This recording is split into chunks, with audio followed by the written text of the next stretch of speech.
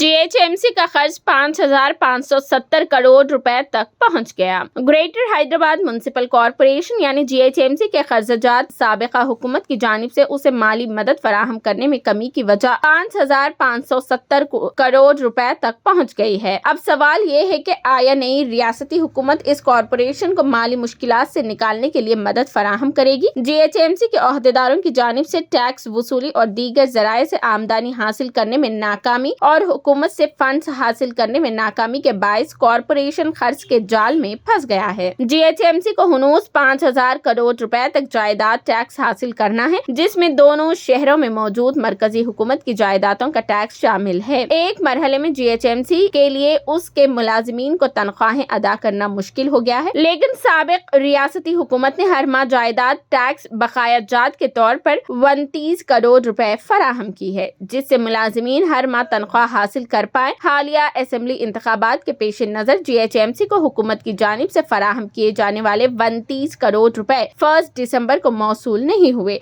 जिसकी वजह मुलाजिमीन को तनख्वाहों की अदायगी में ताख़ीर हुई। गुज़िश्ता 2 साल से GHMC की जानिब से 6,000 करोड़ रुपए का बजट पेश किया जा रहा है, लेकिन ये सालाना 4,000 करोड़ रुपए हासिल कर पाई है। इस तरह उसे दूसरों से सालाना 2,000 करोड़ रुपए कर्ज हासिल करना पड़ा। 2021-22 के दौरान GHMC का कर्ज जो 4,595 करोड़ रुपए था, उसमें 5,570 करोड़ रुपए तक इजाफा हो गया है।